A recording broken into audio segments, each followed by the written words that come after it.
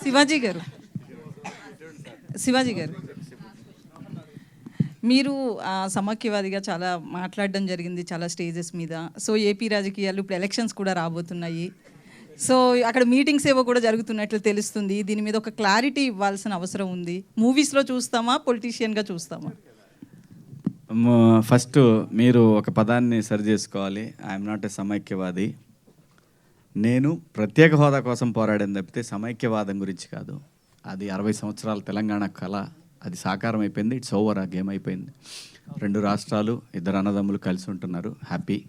దాని తర్వాత ఎలక్షన్స్ వచ్చినా రాకపోయినా నేనైతే డైరెక్ట్ పాలిటిక్స్లో ఎప్పుడు పాల్గొనేవాడిని కాదు, నాకు సంబంధం లేదు. నాకు రాజకీయాల కన్నా కూడా నా పిల్లల కోరిక, నేను యాక్ట్ చేయమన్నారు, నేను యాక్టింగ్ తప్ప ఇంకోటి చేయను. ప్రజలకి సమస్యలు వచ్చినప్పుడు మాత్రం రేపొద్దున వచ్చినా సరే, ప్రజా సమస్యలు ఏమన్నా సరే ప్రజల గొంతుకగా మాత్రమే ఉంటాను. నన్ను కావాలని ఒక పార్టీకి కనుక అంటగట్టాలనుకుంటే ఖచ్చితంగా ఆ పార్టీలోకి వెళతాను, దోలు తీర్చేస్తాను. అందరికీ నా జోలు రావద్దు. నేను నిజాలు మాట్లాడతా కాబట్టి అందరికీ ప్రాబ్లమే. సో అటువంటి వాడు రాజకీయాలకు పనికిరాడు, నేను రాజకీయాల్లో పనికిరాను, నాకు తెలుసు. ప్రజల గొంతుకగా మాత్రమే ఉంటాను.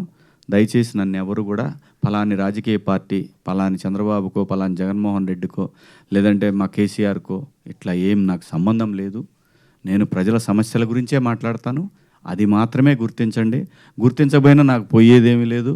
శివాజీ, శివన్న ఎప్పుడు ప్రజల గొంతుకే, ఆ గొంతుకు ఎప్పటికీ మోగబోదు అంటిల్ ఐ డై.